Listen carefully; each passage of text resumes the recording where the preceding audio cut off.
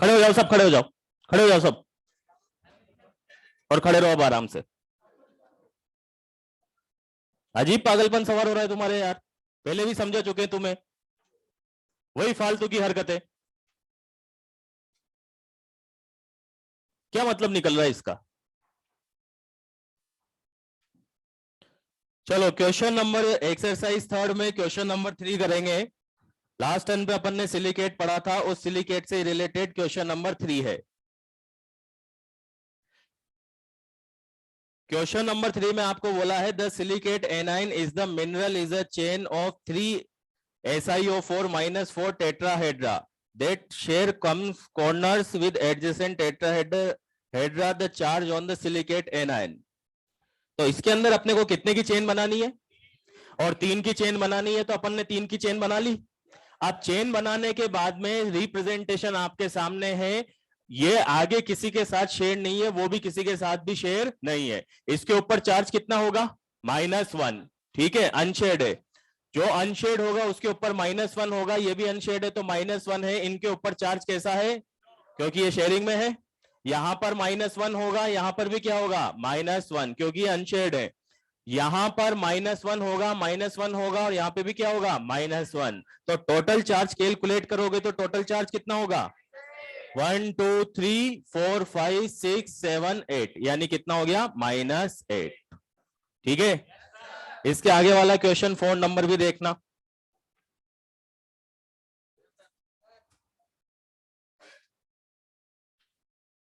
ये किसको है वोट?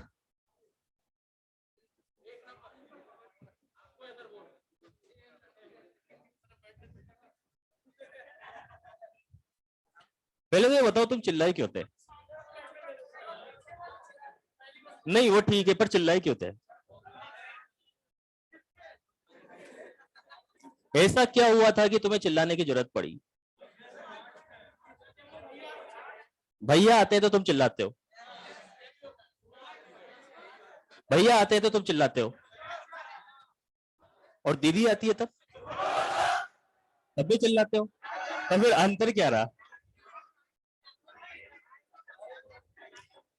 इस शहर को, चलो 4 नंबर क्वेश्चन देखो क्या लिखा हुआ है।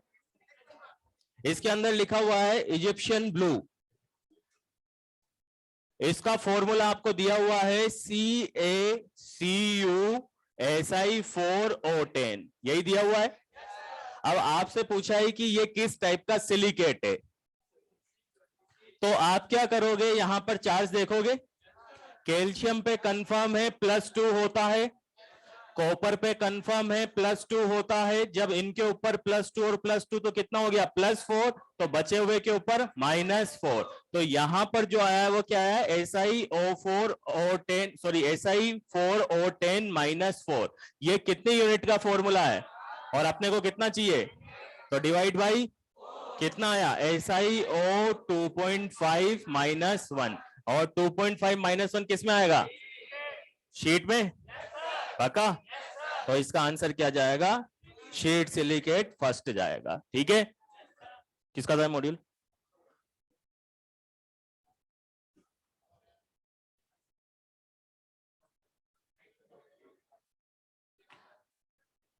चलो आगे बढ़ते हैं, और सिलिकेट के बाद में नया टॉपिक पढ़ते हैं, उसका नाम है सिलिकॉन।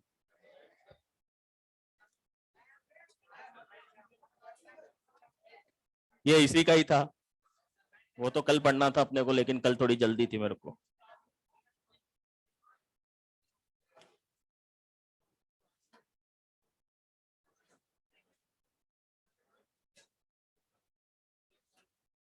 चलो नया टॉपिक अपन स्टार्ट करते हैं, सिलिकॉन।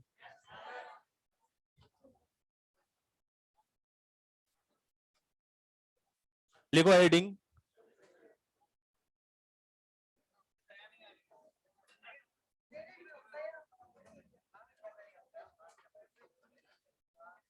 सिलिकॉन।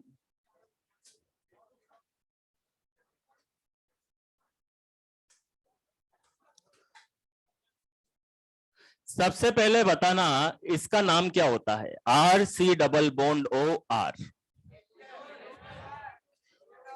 कीटोन। कीटोन ही होता है ये। एस्टर तो ऐसा होता है,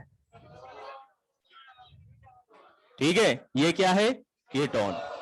अब इसको अपन बोलते हैं कीटोन, इसका नाम होता है कीटोन। और कीटोन होता है तो सिलिकॉन क्या होगा, सिलिकॉन होगा RSi डबल बॉन्ड O, और इसको बोलेंगे सिलिकॉन। तो कीटोन से ही सिलिकॉन को ध्यान रखना है, कीटोन सिलिकॉन दोनों में क्या डिफरेंस है, एक जगह कार्बन है एक जगह सिलिकॉन है, ठीक है। इसका नाम है सिलिकॉन। और अगर आपसे पूछा जाए कि सिलिकॉन की फंडामेंटल यूनिट क्या होगी, तो सिलिकॉन की फंडामेंटल यूनिट होगी R2SiO, ठीक है। सिलिकेट की क्या थी, SiO4 और इसकी है R2SiO, ये है इसकी फंडामेंटल यूनिट, ठीक है। चलो सेकंड पॉइंट, ये तो था फर्स्ट पॉइंट। सेकंड पॉइंट, एक टर्म होती है ऑर्गेनोमेटेलिक कंपाउंड, नाम सुना है इसका, नहीं सुना। ऑर्गेनोमेटेलिक कंपाउंड का मतलब क्या होता है, जैसे इसका तो नाम सुना ही होगा, ये भी नहीं सुना, इसका नाम होता है ग्रिग्नार्ड रिएजेंट। क्या नाम होता है इसका, कोई बात नहीं सुना, अपने को उससे मतलब नहीं है, अपन केवल टर्म समझ रहे हैं। इधर देखना ध्यान से, आर का मतलब होगा कार्बन, आर का मतलब क्या होगा, कार्बन। और ये कार्बन किसके साथ अटैच है, मैग्नीशियम के साथ में। और ये कार्बन मैग्नीशियम के साथ अटैच है, तो मैग्नीशियम क्या है, मेटल या नॉन मेटल, तो मैग्नीशियम मेटल है, मेटल के साथ में कौन अटैच है,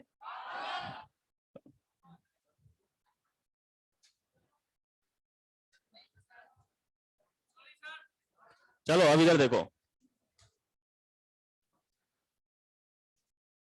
मैग्नीशियम क्या है, मेटल, आर का मतलब क्या है, कार्बन।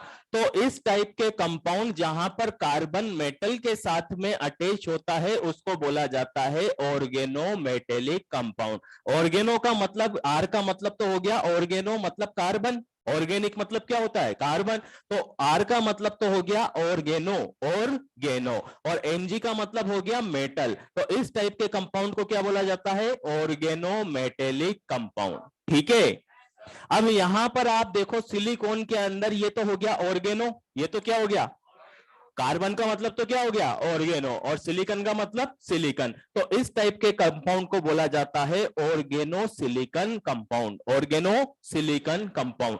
कि सिलिकॉन जो है वो कार्बन के साथ में अटैच है, सिलिकॉन जो है वो किसके साथ अटैच है, तो यहां पर हमने ऑर्गेनो मेटेलिक बोला, तो ऑर्गेनो की जगह तो ऑर्गेनो आ गया, और सिलिकॉन की जगह सिलिकॉन। तो अपन यहां पे लिख देते हैं it is organo silicon compound, ठीक है।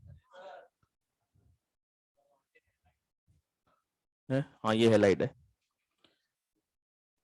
दूसरी बात कि सिलिकॉन का मेजर यूज कहां पे होता है, जैसे चिप वगैरह जो बनती है ना, मोबाइल की चिप या कहीं पर भी कोई भी सेंसर बनता है, तो उस सेंसर में सिलिकॉन की चिप ही यूज में ली जाती है, ठीक है। अभी करंट में इंडिया में बहुत बड़ी दिक्कत आ रही है सिलिकॉन की चिप की, शॉर्टेज।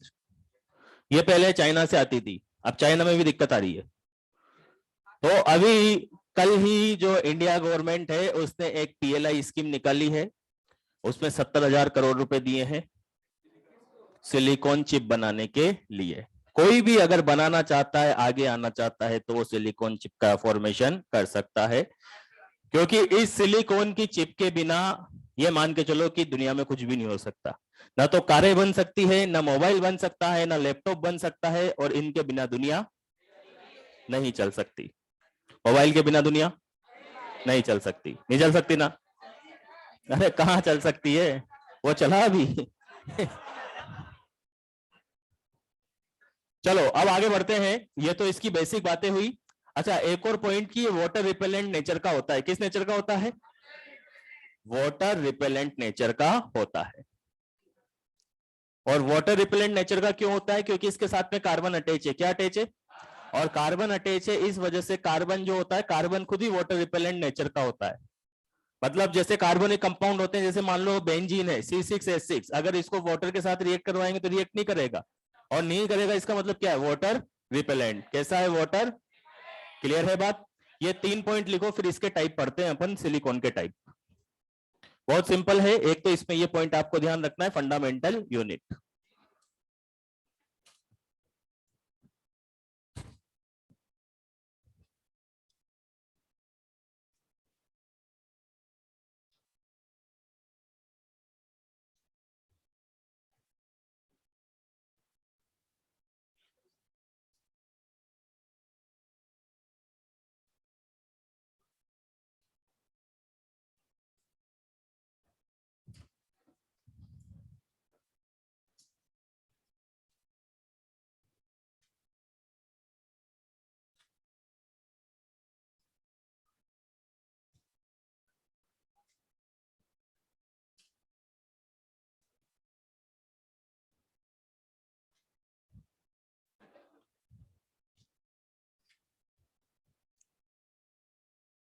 लिख लिया क्या?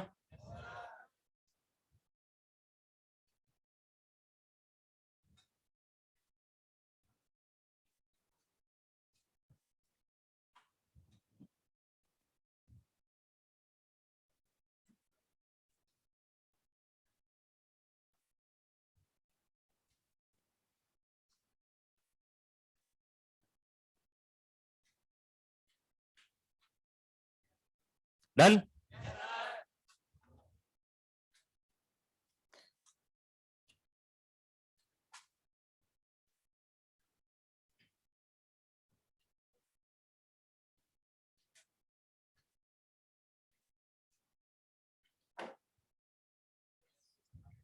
चलो इसके आगे पढ़ते हैं टाइप ऑफ सिलिकॉन। बहुत सिंपल है, ध्यान से समझ लेना बस एक बार इसको। लिखो हेडिंग टाइप ऑफ सिलिकॉन।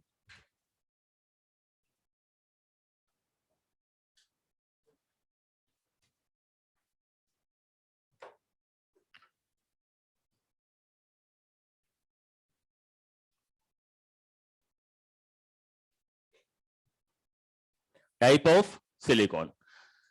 ये जो सिलिकॉन होते हैं ये तीन टाइप के होते हैं। कितने टाइप के होते हैं? तीन टाइप के।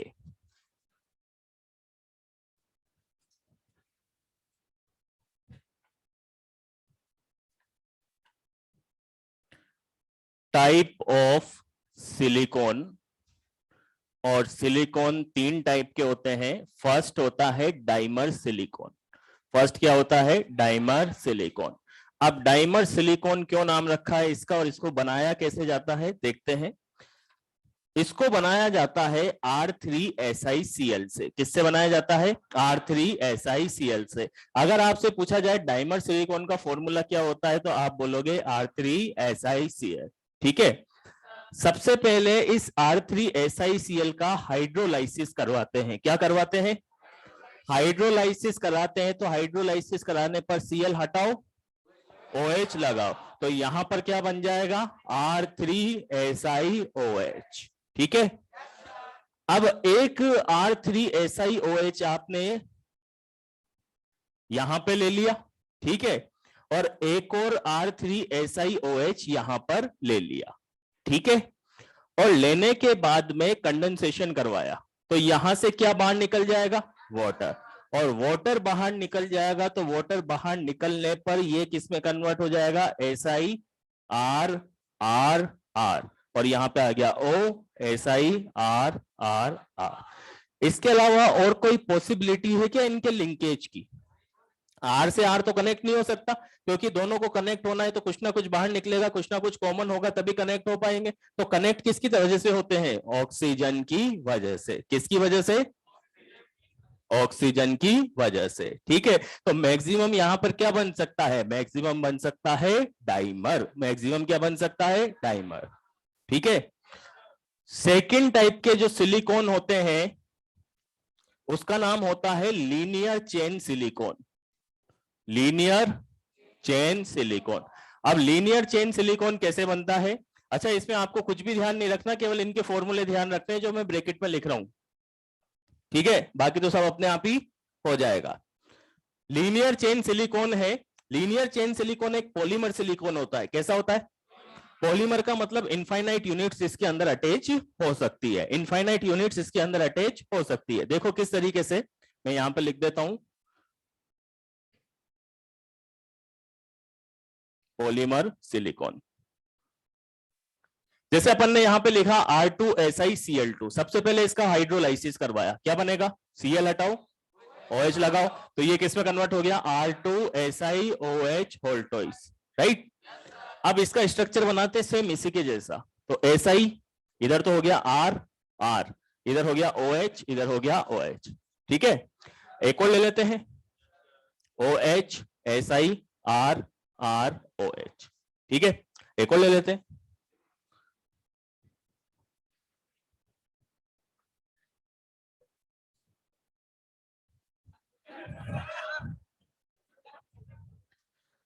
अब यहां पर एक H2O तो यहां से रिलीज हो जाएगा, एक H2O यहां से रिलीज हो जाएगा, अगर इधर भी कोई अटैच होगा तो एक H2O इधर से रिलीज हो जाएगा, इधर भी कोई अटैच होगा तो एक H2O इधर से रिलीज हो जाएगा। इस तरीके से इनफाइनाइट एटम्स एक दूसरे के साथ में अटैच हो जाएंगे, और अटैच हो जाएंगे तो एक लीनियर चेन में ये चलते हुए आ रहे हैं, बिल्कुल इस तरीके से। ऊपर तो R और R है तो ऊपर तो नहीं जा सकते, ये केवल एक लीनियर चेन में इस तरीके से चलते हुए जाएंगे, तो इसको क्या बोलेंगे? लीनियर चेन सिलिकॉन, ठीक है। तो इसको कैसे रिप्रेजेंट करेंगे? O यहां पर आ गया SI, ऊपर हो गया R, O SiRR, O SI,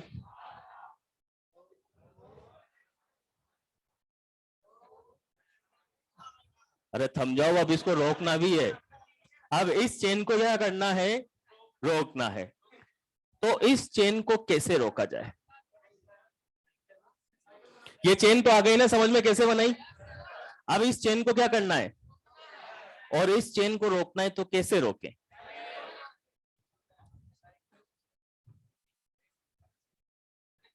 इस चेन को अगर रोकना है तो कैसे रोकें अपन, देखना इधर ध्यान से। अगर इस चेन को रोकना है तो रोकने के लिए, जैसे मान लो इधर मैंने लगाया SI, इधर भी R लगा दिया, R लगा दिया, R लगा दिया, अब ये चेन स्टॉप हो गई, क्योंकि इधर OH था तभी तो वाटर निकलता हुआ जा रहा था। अब अगर आपको बोला है कि 100 की चेन बनाओ, कितने की चेन बनाओ? तो आपको 100 की चेन बनानी है, मतलब इस चेन को क्या करना है? स्टॉप करना है। स्टॉप करना है तो आपने तीनों तरफ क्या लगा दिए? R लगा दिए, और तीनों तरफ R लगा दिए, तो 3 R किस में आते हैं? डाइमर सिलिकॉन में। किस में आते हैं? तो अगर आपको पॉलीमर सिलिकॉन की चेन को स्टॉप करना है, अगर आपको पॉलीमर सिलिकॉन की चेन को स्टॉप करना है, तो उस चेन को स्टॉप करने के लिए आप क्या यूज में लेते हो? Dimer silicon. डाइमर सिलिकॉन डालने के बाद में वो चेन वैसी की वैसी ही स्टॉप हो जाएगी। 100 की जरूरत है, 100 की चेन बना देंगे, क्योंकि कोई सी भी चिप बनती है तो उस चिप का यूटिलाइजेशन अलग अलग होता है। मोबाइल में अलग काम करेगी, कहीं पे सेंसर है तो वहां पे अलग काम करेगी, लाइट वगैरह बनाई तो वहां पे अलग काम करेगी। तो जैसी आपको चिप की जरूरत है, जैसी सिलिकॉन की जरूरत है, जितने यूनिट की जरूरत है उतनी यूनिट बना लो, फिर बाकी उस चेन को क्या कर दो? स्टॉप। तो अगर आपको चेन को स्टॉप करना है तो क्या यूज में लेना पड़ेगा? Dimer silicon. समझ में आया कैसे स्टॉप होगी? इधर की साइड भी ऐसे स्टॉप हो जाएगी। तो ये पॉइंट अपने को ध्यान रखना है, टू स्टॉप द चेन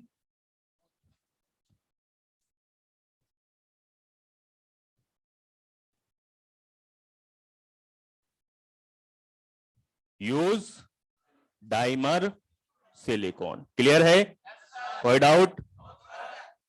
लिखो।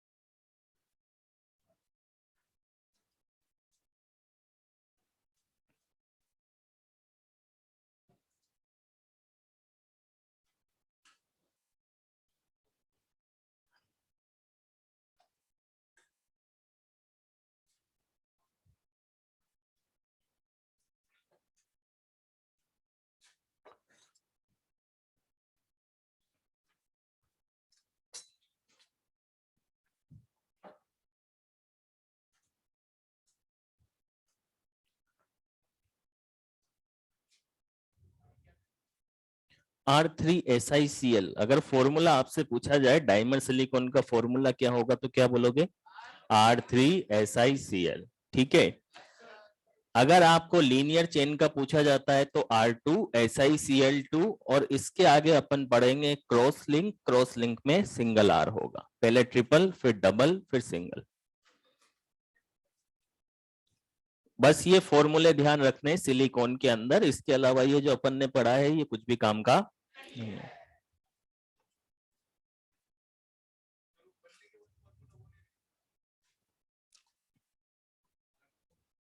नहीं, वो तो फिर अपन ने हाइड्रोलाइसिस करवा दिया ना।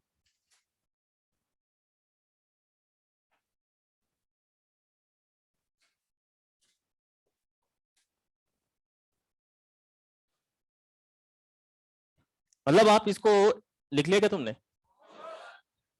इसको है ना इस तरीके से लिख लो, केवल इतना सा ही पढ़ना है। डायमंड सिलिकॉन लीनियर चेन और क्रॉस लिंक। थर्ड अपन जो पढ़ेंगे वो पढ़ेंगे क्रॉस लिंक। आपको केवल इनके फॉर्मूले ध्यान रखने हैं। लीनियर का R3SiCl, डाइमर इसका लीनियर चेन का R2SiCl2, और क्रॉस लिंक का RSiCl3। बस ये फॉर्मूले ध्यान रखने हैं।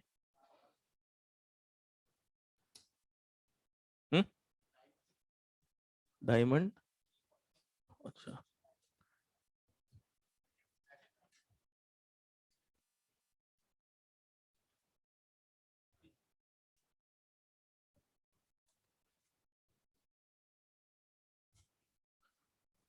क्योंकि इसमें क्या करना है, फिर ओएस लगा के वाटर ही तो रिलीज करवाना है, तो वो अपन करवा सकते हैं, वो कोई पूछेगा भी नहीं कि वाटर तुमने कैसे रिलीज करवाया।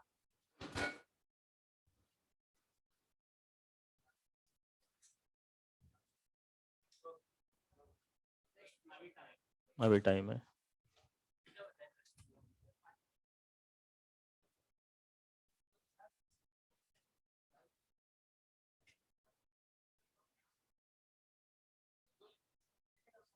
दो का और बचा है, 2 लेक्चर का। 2 लेक्चर का पी ब्लॉक बचा है और 2 लेक्चर का हाइड्रोजन होता है।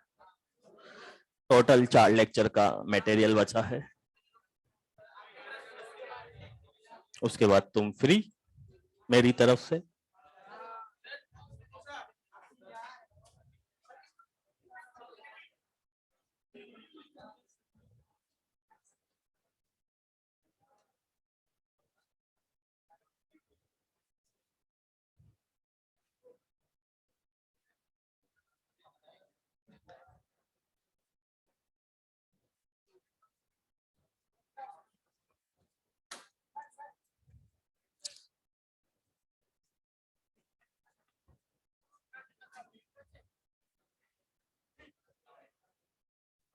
फर्स्ट वाला डाइमर, सेकंड वाला लीनियर चेन और थर्ड वाला था क्रॉस लिंक।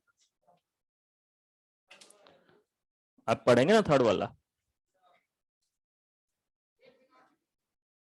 3 साइड से पानी निकाल देंगे।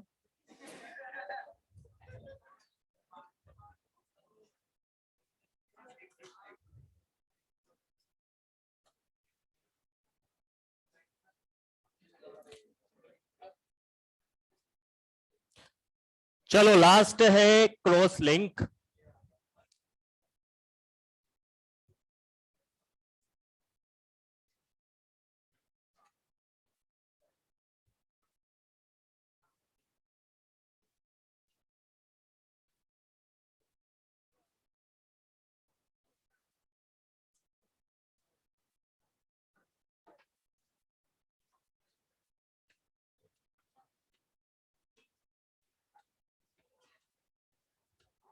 इधर देखो रे, बातें नहीं। लास्ट वाला है क्रॉस लिंक सिलिकॉन, और क्रॉस लिंक सिलिकॉन का फॉर्मूला होगा RSiCl3।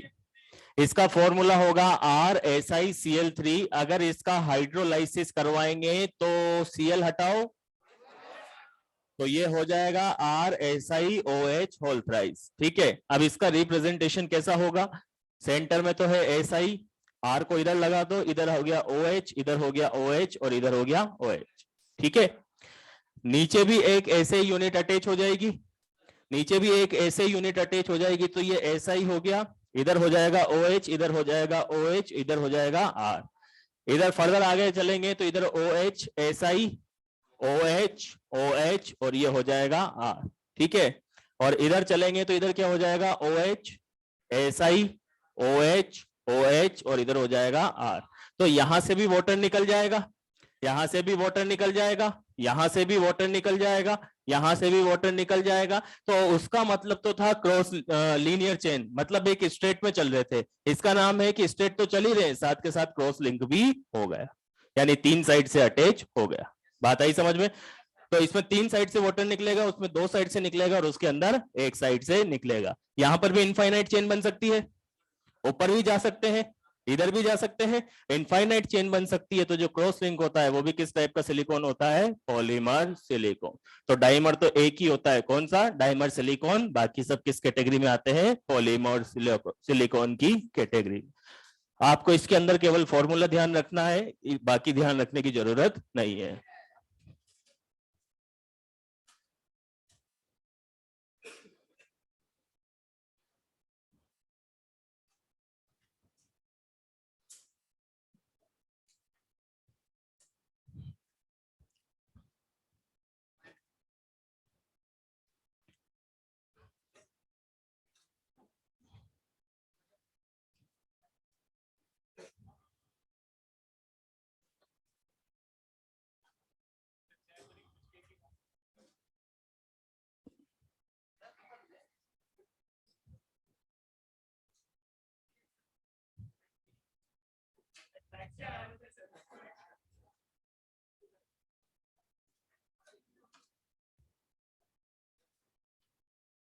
चलो इससे किस टाइप का क्वेश्चन पूछा जाता है देखते हैं। एक्सरसाइज 2 में, प्रीवियस ईयर में मॉड्यूल देना।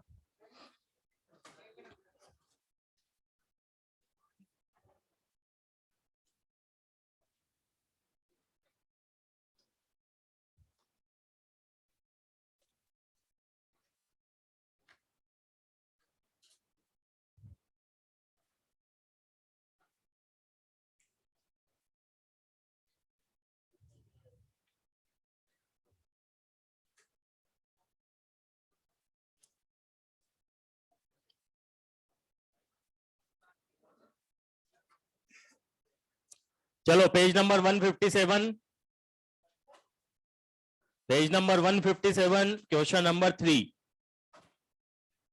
Page number 157 question number 3।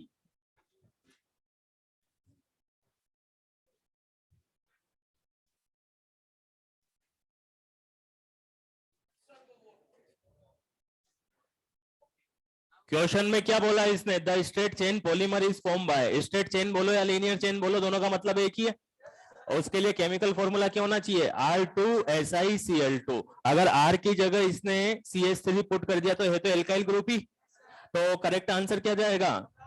First ही जाएगा। ये बहुत अच्छा क्वेश्चन है, सोच के दिमाग लगा के करना। Page number 157 question number 9, question number 9। इस लैंग्वेज को 3-4 बार पढ़ना।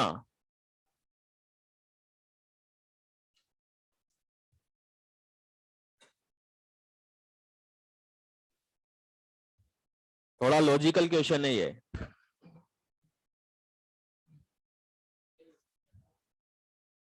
खड़ो, बता कैसे?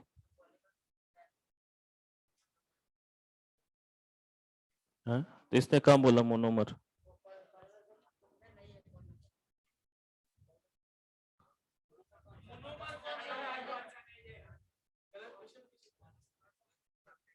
पीछे से आंसर देख के बोल रहा था।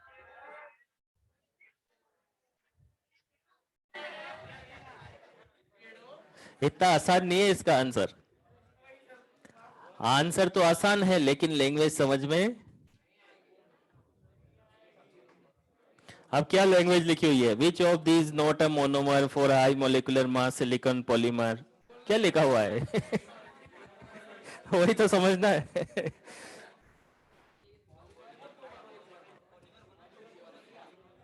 सबसे पहले ये बताओ, सुनना बात को ध्यान से। इसमें ये क्या कहना चाह रहा है, बात को बिल्कुल ध्यान से सुनना। मोलिकुलर मास किसका ज्यादा होगा, मोनो डाइमर का या पॉलीमर का? यह तो कंफर्म है भाई, डाइमर में तो 2 ही मॉलिक्यूल है और पॉलीमर में इनफाइनाइट मॉलिक्यूल है, तो मोलिकुलर मास किसका ज्यादा होगा, पॉलीमर का। जहां पे नंबर ऑफ मॉलिक्यूल्स ज्यादा होंगे वहां पर मोलिकुलर मास भी क्या होगा, तो ये तो कंफर्म है कि मोलिकुलर मास किसका ज्यादा होगा, पॉलीमर का, पॉलीमर का ज्यादा होगा। अब इसने क्वेश्चन में क्या बोला है, which of this is not a monomer for a high molecular mass silicon polymer.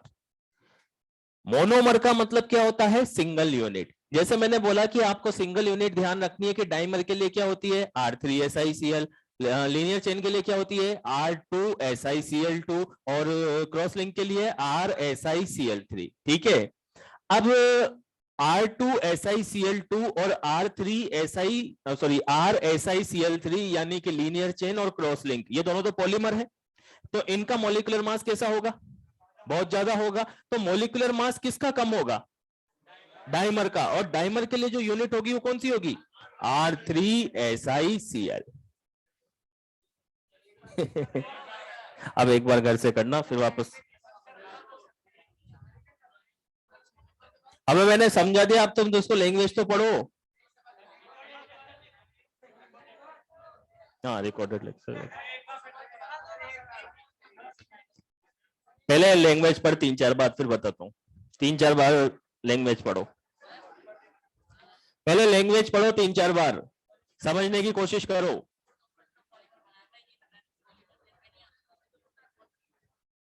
कर सकते ना, पर पहले लैंग्वेज तो समझ में आए क्या बोलना चाह रहा है।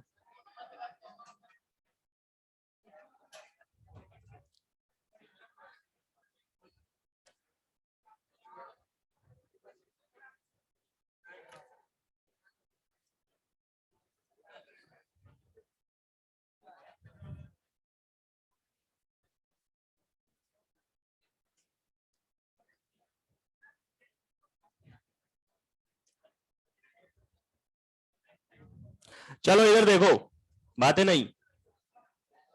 जैसे आपने 3 टाइप के पॉलीमर सिलिकॉन पढ़े ना, एक तो आपने पढ़ा डाइमर, एक आपने पढ़ा लीनियर चेन, और एक आपने पढ़ा क्रॉस लिंक। ठीक है, इसमें से ये दोनों जो पॉलीमर है, और फर्स्ट वाला कौन सा है, डाइमर। अब पहले आपको ये पॉइंट क्लियर करना पड़ेगा कि मॉलिक्यूलर मास किनका ज्यादा होगा, डाइमर का या पॉलीमर का। तो ये अंडरस्टूड है कि पॉलीमर है मतलब बहुत सारी यूनिट होगी, और जितनी ज्यादा यूनिट्स होगी मॉलिक्यूलर मास उतना ही ज्यादा होगा, होगा ना। तो डाइमर और पॉलीमर, इनमें मॉलिक्यूलर मास किसका ज्यादा है, पॉलीमर का, हाई मॉलिक्यूलर मास। ठीक है, अब इसने क्वेश्चन में क्या बोला है, which of these is not a monomer for a high molecular mass silicon polymer. ठीक है, मतलब ये कहना चाह रहा है कि इसमें से कौन सी सिंगल यूनिट पॉलीमर की नहीं है, क्योंकि पॉलीमर का मतलब क्या है, हाई मॉलिक्यूलर मास। तो इनमें से कौन सी सिंगल यूनिट पॉलीमर की नहीं है, इसका मतलब डाइमर की है। तो डाइमर की कौन सी है, R3SiCl। तो ये किसमें नजर आ रहा है आपको, फोर्थ में।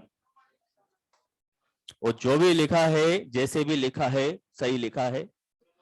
अब इस क्वेश्चन की लैंग्वेज अगर समझ में आया हो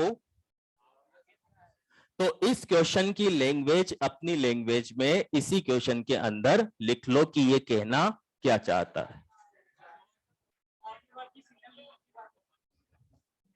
इसमें से कौन पॉलीमर की सिंगल यूनिट नहीं है, तो मतलब डाइमर की होगी। ये क्वेश्चन बहुत टफ है, टफ इसलिए क्योंकि लैंग्वेज टफ है, अदरवाइज क्वेश्चन तो इजी है। अगर देख ले लिखा हुआ है, अब बैठ के क्वेश्चन की लैंग्वेज पढ़ना, तब समझ में आएगा। चलो आगे बढ़ते हैं और आगे पढ़ते हैं allotropes of carbon. Allotropes of carbon, अरे नया नहीं है, पुराना ही टॉपिक है। Allotropes of carbon.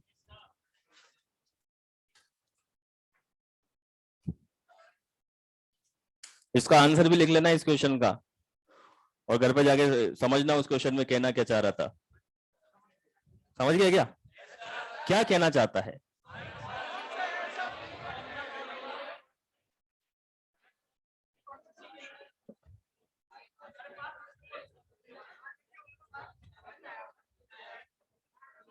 चलो आप बातें नहीं बिल्कुल भी। अपन पढ़ते हैं एलोट्रोप्स ऑफ कार्बन। और कार्बन के एलोट्रोप्स को हम दो पार्ट में डिवाइड करते हैं।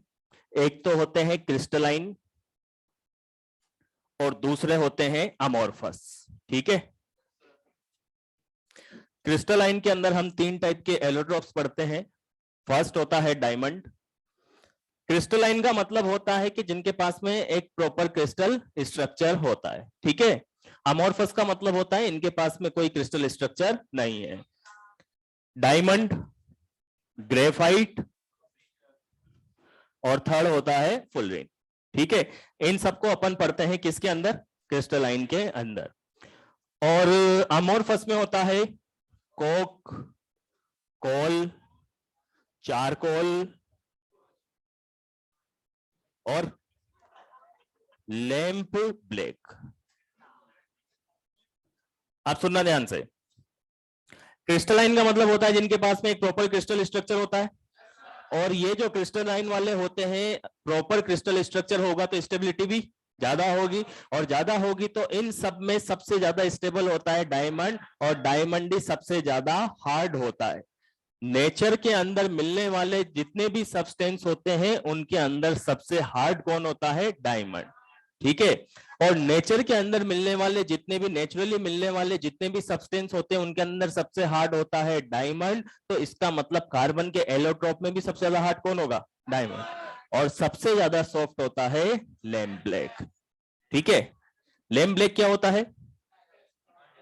हाँ, जैसे चिमनी वगैरह जलती है, दिया वगैरह जलता है तो उससे धुआं निकलता है। उस धुएं को कलेक्ट कर लो तो उसको क्या बोलते हैं? Lamp black. ठीक है। चारकोल, चारकोल अलग अलग होता है। शुगर चारकोल होता है, कोकोनट चारकोल होता है। कहने का मतलब ये होता है कि जैसे शुगर चारकोल कैसे बनाएंगे कि शुगर को अपन बर्न करेंगे, लेकिन थोड़ा सा बर्न करेंगे, आधा बर्न करेंगे, फुल बर्न नहीं करेंगे। तो आधा जला हुआ जो भी सब्सटेंस होगा जिसके अंदर कार्बन होगा उसको बोलेंगे चारकोल। ठीक है। एक होता है कोक, एक होता है कोल। कोक और कोल में यह डिफरेंस होता है कि कोक थोड़ा प्योर फॉर्म में होता है और कोल मतलब इम्प्योरिटी ज्यादा होती है। तो जैसे कहीं पर भी अगर आपको हाई हीट चाहिए, बर्निंग के लिए हाई हीट चाहिए, तो हम कोक को काम में लेते हैं। और अगर लो हीट चाहिए या लो ग्रेड क्वालिटी का कार्बन चाहिए तो वो कौन सा होगा? कोल। तो कोक और कोल दोनों लगभग सेम ही है। डिफरेंस केवल इतना सा है कि उसमें कार्बन कंटेंट ज्यादा है, किसमें? कोक में, और कोल में कम है। सबसे सॉफ्ट कौन सा होगा? Lamp black. और सबसे हार्ड होगा डायमंड। ठीक है। तो सबसे पहले अपन पढ़ेंगे डायमंड। पहले एक बार लिख लो इसको।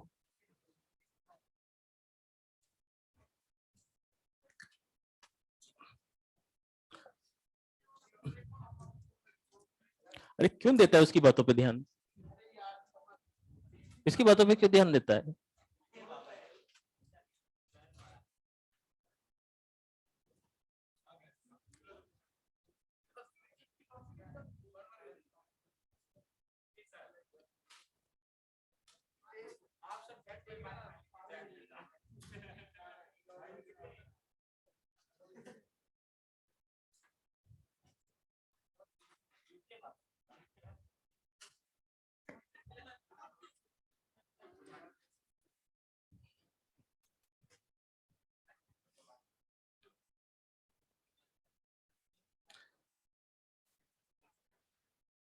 PHSiCl3 में पीएच का मतलब है फिनाइल, और नॉर्मल वे में इसको भी एल्काइल ही बोलेंगे।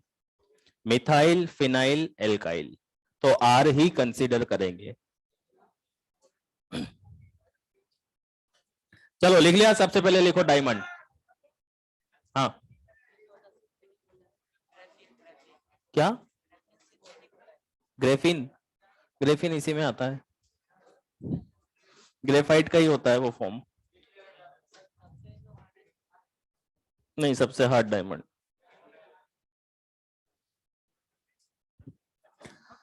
चलो डन। सबसे पहले लिखो हेडिंग डायमंड।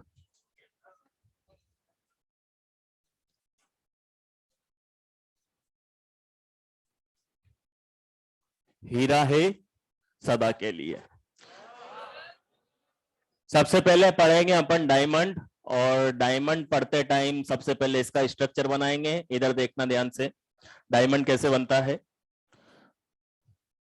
कार्बन, ठीक है, इस कार्बन के साथ में एक और कार्बन, कार्बन कार्बन कार्बन, ठीक है। फिर ये चेन कंटिन्यू चलती हुई जाएगी, यहां पे भी कार्बन कार्बन कार्बन। फिर ये चेन कंटिन्यू चलती जाएगी, यहां पर भी कार्बन कार्बन कार्बन, ठीक है। इस तरीके से इनफाइनाइट कार्बन एक दूसरे के साथ में अटैच होंगे, ठीक है। अब अगर आपसे पूछा जाए कि डायमंड के अंदर हर कार्बन पर हाइब्रिडाइजेशन क्या होगा, तो आप बोलोगे कोई सा भी कार्बन उठा लो, ये कार्बन भी आगे 4 के साथ अटैच होगा, ये भी आगे 4 के साथ अटैच होगा। मान लेते हैं इस कार्बन को लेते हैं अपन, तो 1 sigma, 2 sigma, 3 sigma, 4 sigma, sp3, ठीक है।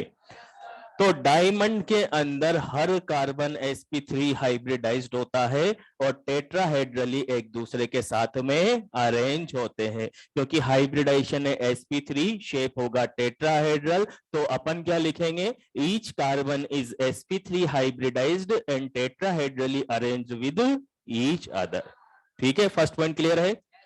सेकंड पॉइंट पे आते हैं। यहां पे हर कार्बन 4 बॉन्ड बना रहा है, हर कार्बन। तो क्या यहां पर कोई फ्री इलेक्ट्रॉन है, और फ्री इलेक्ट्रॉन नहीं है, तो जो डायमंड होता है ये बेड कंडक्टर होता है। बेड कंडक्टर से भी अच्छा है, नॉन कंडक्टर होता है ऑफ इलेक्ट्रिसिटी, ठीक है। सेकंड पॉइंट क्लियर है।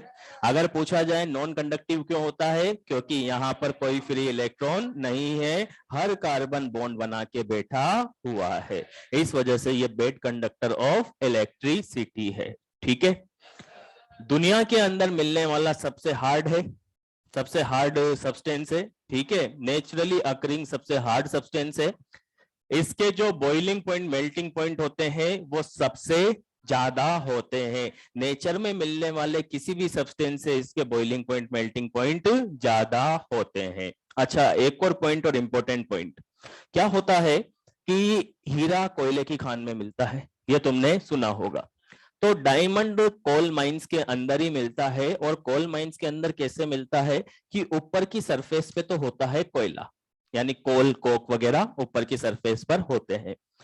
फिर उसके बाद में क्या करते हैं कि उस माइन का एक्सप्लोरेशन करते हैं, तो सबसे पहले कोक और कोल उसमें से निकालते हैं, और कोक और कोल निकल जाने के बाद में जब पूरी तरीके से कोक और कोल निकल जाते हैं, और फिर उसके बाद में हीरे के मिलने की पॉसिबिलिटी बनती है, पॉसिबिलिटी बनती है, ठीक है।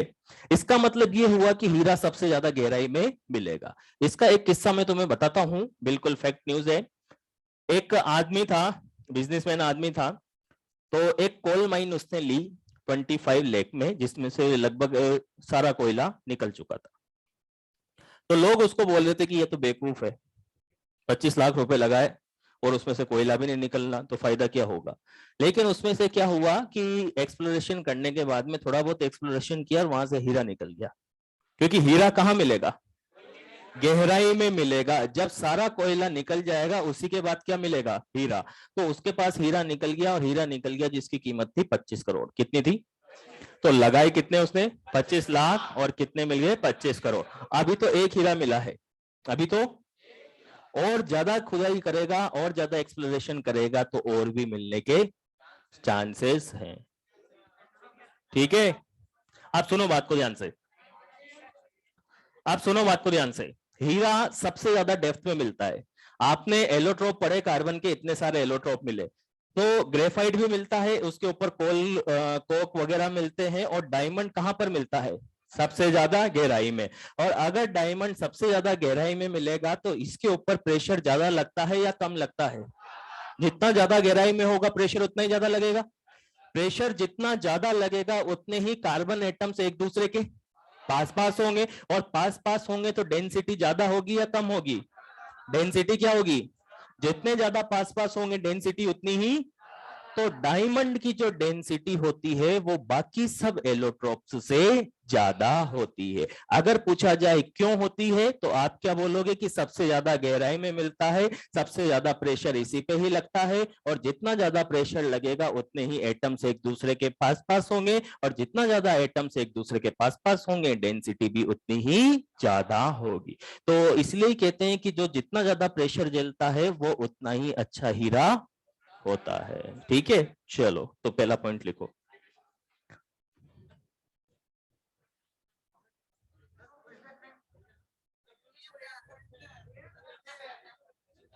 पहले ये स्ट्रक्चर बना लो, हेडिंग लिख लो डायमंड, ये स्ट्रक्चर बना लो, और स्ट्रक्चर बनाने के बाद में पहला पॉइंट लिखो।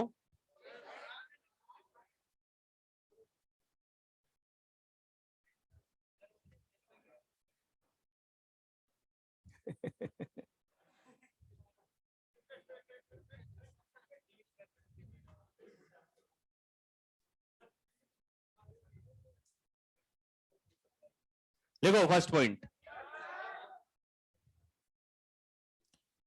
each carbon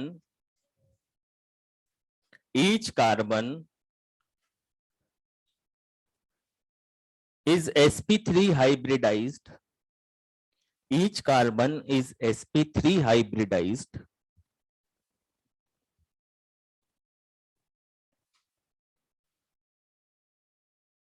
and tetrahedrali arranged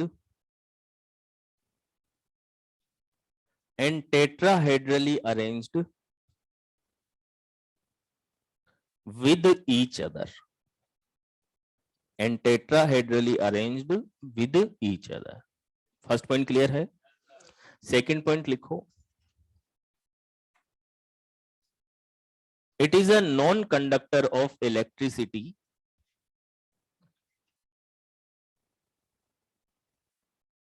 It is a non-conductor of electricity due to absence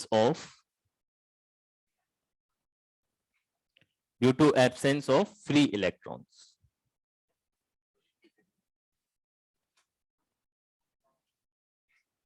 ठीक है, सभी ने बॉन्ड बना लिया इसलिए फ्री इलेक्ट्रॉन नहीं है। थर्ड पॉइंट लिखो, it is a naturally occurring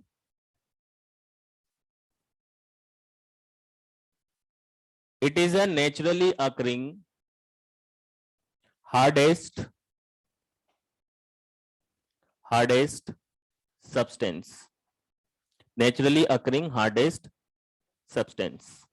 naturally जो भी मिलेगा उसमें सबसे हार्ड कौन होगा? डायमंड। आर्टिफिशियली कुछ भी बना सकते हैं लेकिन नेचुरली, मैंने क्या बोला? आर्टिफिशियली कुछ भी बना सकते हैं लेकिन नेचुरली डायमंड होगा। चलो आगे लिखो next point, fourth point, third नहीं फोर्थ होगा ना। डायमंड लिख ले डायमंड हैव वेरी हाई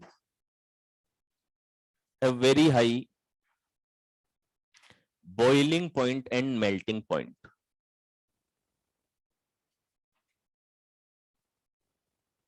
ठीक है, एक और पॉइंट लिखना, density of diamond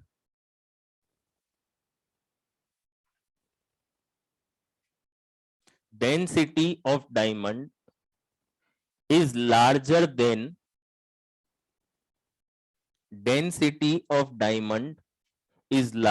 than other allotropes.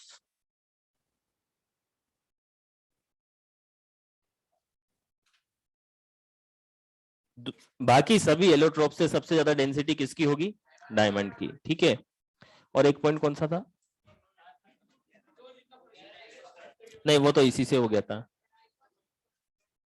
हाँ लिखो, नेक्स्ट पॉइंट लिखना, it is a covalent solid. It is a covalent solid. It is a covalent solid. ठीक है, कोवलेंट सॉलिड का मतलब क्या होता है? जैसे एक तो होता है आयोनिक सॉलिड, क्या होता है? आयोनिक सॉलिड का मतलब होता है जैसे NaCl है, आयोनिक बॉन्ड है, आयोनिक कंपाउंड है, इसको क्या बोलेंगे? Ionic solid.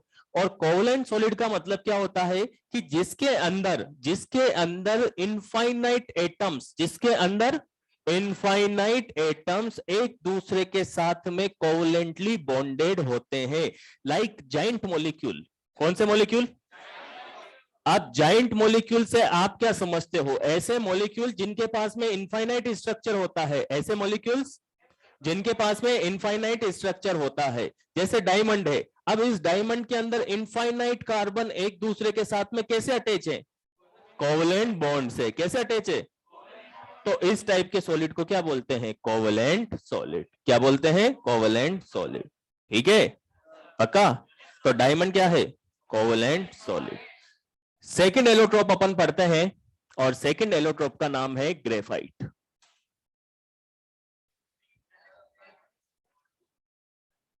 है? नहीं करेगा। नेक्स्ट अपन पढ़ते हैं ग्रेफाइट। ठीक है, ग्रेफाइट क्या होता है? Any idea? पेंसिल के अंदर जो होता है उसको बोलते हैं ग्रेफाइट। क्या बोलते हैं? ग्रेफाइट। अरे एक मिनट, ऐसे आप ऐसे बता दूंगा मैं सारा ही। ये जो ग्रेफाइट आपने देखा कि पेंसिल के अंदर होता है, इसको ग्रेफाइट बोलते हैं। ठीक है, ये सॉफ्ट होता है या हार्ड होता है? सॉफ्ट होता है। सॉफ्ट होने का रीजन क्या होता है?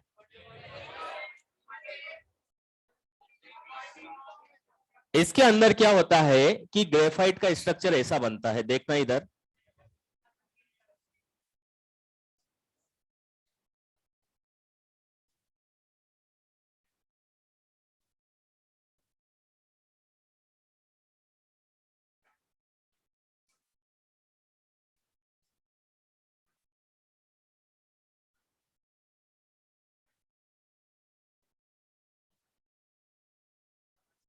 इस टाइप का ग्रेफाइट का स्ट्रक्चर होता है। ठीक है, अब इस ग्रेफाइट के स्ट्रक्चर के अंदर क्या होता है, ध्यान से सुनना सारे पॉइंट। थोड़ा बहुत तुम्हें आइडिया भी है, थोड़े बहुत मैं बता देता हूं। इसके अंदर क्या होता है कि ये पाई बॉन्ड बन रहा है। क्या बन रहा है? Pi bond. ठीक है, अब पाई बॉन्ड बन रहा है तो जहां पर भी पाई बॉन्ड होता है वहां पर रेजोनेंस होता है। तो रेजोनेंस होता है तो इसके जो पाई इलेक्ट्रॉन होते हैं वो रेजोनेंस शो करते हैं। क्या शो करते हैं? रेजोनेंस। रेजोनेंस का मतलब डीलोकलाइजेशन ऑफ पाई इलेक्ट्रॉन। तो इसके ये जो पाई इलेक्ट्रॉन है ये इसी के अंदर डीलोकलाइज होते रहते हैं, इसी स्ट्रक्चर के अंदर क्या होते रहते हैं? डीलोकलाइज होते रहते हैं। और डीलोकलाइज होते रहते हैं तो इसका मतलब एक तरीके से ये फ्री इलेक्ट्रॉन्स की तरह काम करते हैं कि भाई ये इलेक्ट्रॉन डीलोकलाइज होकर यहाँ पे आ रहा है, ये इलेक्ट्रॉन डीलोकलाइज होकर यहाँ पे आ रहा है, ये इलेक्ट्रॉन डीलोकलाइज होकर यहाँ पर आ रहा है। तो इन डीलोकलाइजेशन ऑफ इलेक्ट्रॉन की वजह से ही, डीलोकलाइजेशन ऑफ इलेक्ट्रॉन की वजह से ही जो ग्रेफाइट होता है वो कंडक्टिविटी शो करता है। ठीक है, तो पहली बात कि ग्रेफाइट कैसा होता है, तो आप बोलोगे कंडक्टिव होता है, इलेक्ट्रिसिटी को कंडक्ट करता है। ठीक है, रीजन क्या होगा? Delocalisation of pi electron, right. Second point कि जैसे यहां पे आपसे पूछा जाए कि इस कार्बन पे हाइब्रिडाइजेशन क्या होगा, कार्बन ही तो है ये, तो इस पे हाइब्रिडाइजेशन क्या होगा? तो 1 सिग्मा 2 सिग्मा 3 सिग्मा, एक बॉन्ड कौन सा है? Pi bond. तो हाइब्रिडाइजेशन क्या होगा? sp2। तो अगर आपसे पूछा जाए कि ग्रेफाइट में कार्बन पे हाइब्रिडाइजेशन क्या होता है तो हम क्या बोलेंगे? sp2। ठीक है, sp2 क्यों होता है? क्योंकि यहां पर पाई बॉन्ड प्रेजेंट है। ठीक है, अब ऐसी एक लेयर बनी हुई है, ऐसी एक लेयर नीचे बनी हुई है, ऐसी एक लेयर ऊपर बनी हुई है, और लेयर बनी हुई है तो इन लेयर्स के बीच में अट्रैक्शन होता है जिसको बोला जाता है वॉन्डरवॉल अट्रैक्शन। अब वॉन्डरवॉल अट्रैक्शन होता है तो वॉन्डरवॉल अट्रैक्शन की वजह से क्या होता है, आपको यह मालूम है कि वॉन्डरवॉल अट्रैक्शन बहुत वीक होता है। वीक होता है तो वीक होने का मतलब क्या है कि एक लेयर जैसे मान लो ये वाली है, एक लेयर इसके ऊपर है, अब एक लेयर ये वाली है, एक लेयर इसके ऊपर है, इनके बीच में जो अट्रैक्शन है वो कैसा है? वीक है। कैसा है? अगर इनके बीच में हार्ड अट्रैक्शन होता, एकदम ऐसे टाइटली बॉन्डेड होते, तो एक दूसरे के ऊपर स्लिप कर पाते क्या? इनके बीच में कैसा अट्रैक्शन है? वीक। वीक है, अरे वॉन्डरवॉल अट्रैक्शन है। Between two layers of graphite, van der Waals attraction is present and it is a very weak attraction, so both layer easily slip with each other. ये attraction कैसा है? बहुत ही week है, और week है तो ये दोनों लेयर एक दूसरे के ऊपर आसानी से स्लिप कर सकती है, और स्लिप कर सकती है इसी वजह से ग्रेफाइट स्लिपेरी नेचर का होता है। स्लिपेरी का मतलब होता है कि जैसे ग्रेफाइट का एकदम बारीक चूरा अपने दोनों फिंगर्स के बीच में रख लो या थंब और फिंगर के बीच में रख लो, और ऐसे उसको फील करोगे तो एकदम सॉफ्ट और एकदम स्मूथ नजर आएगा। तो उसका रीजन क्या है? Slippery nature. फिंगर्स एक दूसरे के ऊपर स्लिप करती रहेगी, स्लिपेरी नेचर है। स्लिपेरी नेचर का बेसिक रीजन क्या होता है? Weak attraction between two layers. ठीक है, एक और पॉइंट सुनना ध्यान से कि ये जो ग्रेफाइट होता है, इस ग्रेफाइट को एज अ लुब्रिकेशन जो होता है ना, लुब्रिकेंट, जैसे अपने बाइक कार वगैरह में इंजन ऑयल डालते हैं अपन, है ना। इंजन ऑयल क्या करता है कि इंजन के जो भी पार्ट्स होते हैं उनके मूवमेंट को स्मूथ करता है, करता है। अगर मान लो इंजन ऑयल नहीं होगा तो इतना ज्यादा फ्रिक्शन होगा, इतना ज्यादा फ्रिक्शन होगा पार्ट्स के अंदर कि आप गाड़ी मुश्किल से आधा किलोमीटर भी नहीं चला पाओगे, इतना ज्यादा फ्रिक्शन होगा, और मतलब आग लग जाएगी। तो बेसिकली इंजन ऑयल क्या करता है? इंजन ऑयल काम करता है जो भी इंजन के पार्ट्स होते हैं, पिस्टन वगैरह होते हैं, उनके मूवमेंट को क्या करता है? बहुत ज्यादा स्मूथ कर देता है, बहुत ज्यादा स्मूथ कर देता है। फिर भी तो हीट प्रोड्यूस होती है ना, जैसे आपने गाड़ी चलाई तो थोड़ा सा चलाने पे इंजन गर्म हो जाता है, तो वो फ्रिक्शन होता है, तो इंजन ऑयल तो उसको क्या करता है? कम करता है। अगर इंजन ऑयल ही नहीं हुआ तो वो चल ही नहीं पाएंगे, तो वो चल ही नहीं पाएंगे। अब क्या होता है कि जैसे बाइक हुई, कार हुई, तो इनके इंजन छोटे होते हैं, ठीक है। ट्रेन का इंजन हुआ, बहुत बड़ा इंजन होता है। अब ट्रेन का इंजन बहुत बड़ा होता है तो उसमें ये वाले इंजन ऑयल काम नहीं करते। ये वाले इंजन ऑयल मतलब उसमें यू मान के चलो कि जो टेम्परेचर प्रोड्यूस होता है ना, वो 10-10 हजार डिग्री सेंटीग्रेड टेम्परेचर प्रोड्यूस होता है। अपने इस वाले जो कार और बाइक के इंजन में तो मान के चलो 1000 के आसपास होता है। 10,000 डिग्री सेंटीग्रेड टेम्परेचर प्रोड्यूस होता है। तो इतने हाई टेम्परेचर पर जो इंजन ऑयल काम में लिया जाता है वो बना हुआ होता है ग्रेफाइट का। किसका बना होता है? अब इसको यूज लेने के दो रीजन होते हैं। पहला रीजन तो ये होता है कि स्लिपेरी नेचर का होता है, एकदम स्मूथ होता है। तो अगर आपने इसको हेवी इंजन के अंदर डाला, किसके अंदर डाला? तो हेवी इंजन के अंदर डालने पर एकदम स्मूथ होता है, तो उसके जो पार्ट्स होंगे वो स्मूथली मूव कर सकेंगे, और इंजन ऑयल का काम भी यही होता है। और दूसरी बात कि इसकी जो थर्मल स्टेबिलिटी होती है वो बहुत ज्यादा होती है। तो इतना ज्यादा हाई टेम्परेचर होता है, जैसे ट्रेन के इंजन में इतना ज्यादा हाई टेम्परेचर होता है, तो उस टेम्परेचर पर नॉर्मल इंजन ऑयल सस्टेन नहीं कर पाता, और नहीं कर पाता तो उनके अंदर हेवी इंजन के अंदर जो इंजन ऑयल काम में लिया जाता है वो किसका बना होता है? ग्रेफाइट का। ठीक है, सारे पॉइंट क्लियर है? पक्का? ग्रेफाइट ज्यादा नीचे मिलेगा या फिर डायमंड? डायमंड। ग्रेफाइट ऊपर मिलेगा, मतलब डेंसिटी कम होगी या ज्यादा होगी? तो लिखो फर्स्ट पॉइंट, स्ट्रक्चर बना लो।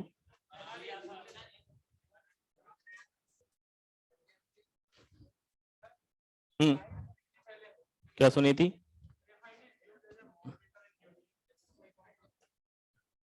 पहले ये लिख लें।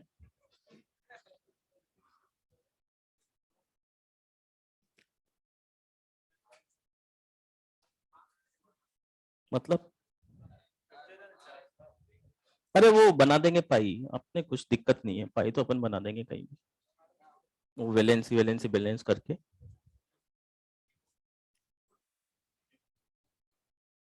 चलो लिखो first point, each carbon is sp2 hybridized. Each carbon is sp2 hybridized.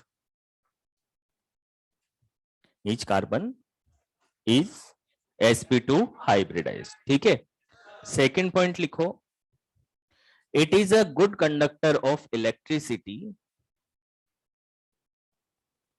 It is a good conductor of electricity due to delocalization of delocalization of pi electron.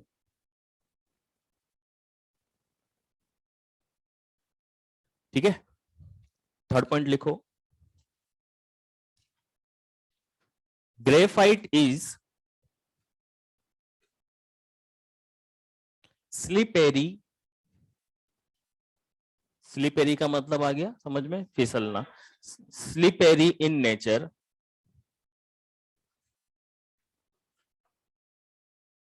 slippery in nature because between two layers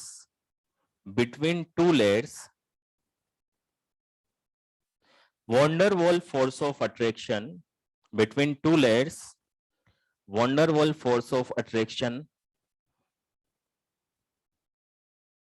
van der Waals force of attraction is present,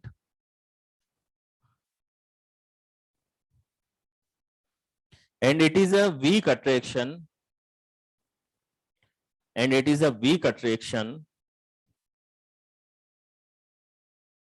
so both layers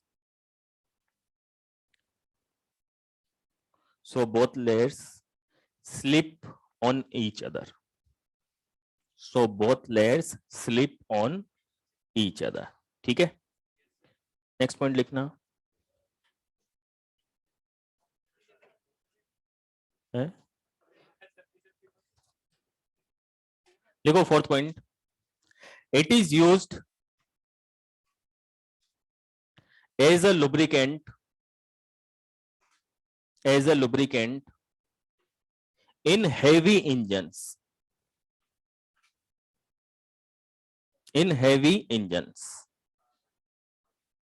due to its slippery nature,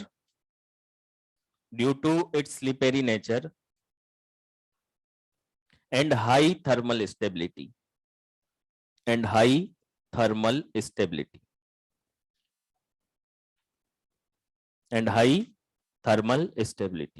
एक और point लिखो, one more point, thermal stability of graphite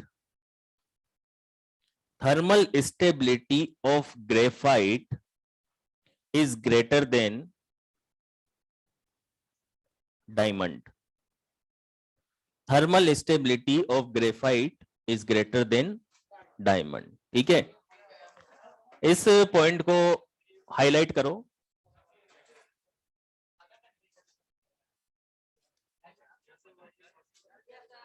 अभी बताता हूं, कर दिया इसको highlight. अब ये पॉइंट थोड़ा अजीब सा लगा, नहीं लगा? चलो सुनना मेरी बात को ध्यान से, ये पॉइंट एग्जाम में पूछा गया है और पॉइंट को ध्यान से सुनना कि ग्रेफाइट की थर्मल स्टेबिलिटी डायमंड से ज्यादा होती है। इसका रीजन क्या है? थर्मल स्टेबिलिटी के अंदर क्या होता है पहले मुझे ये बताओ। बॉन्ड्स ब्रेक होते हैं, ठीक है। आपने डायमंड में पढ़ा कि सभी के सभी कौन से बॉन्ड है? सिंगल बॉन्ड है। और यहां पर पाई बॉन्ड आ रहा है, तो ओवरऑल बॉन्ड ऑर्डर कहां पर ज्यादा होगा? ग्रेफाइट में। और बॉन्ड ऑर्डर ज्यादा होगा तो बॉन्ड ही ब्रेक होते हैं थर्मल स्टेबिलिटी के अंदर। इस वजह से जो ग्रेफाइट है इसकी थर्मल स्टेबिलिटी ज्यादा होगी, किससे? डायमंड से। यह पॉइंट इंपॉर्टेंट मार्क कर लेना कि बाकी फिर मिलते हैं कल।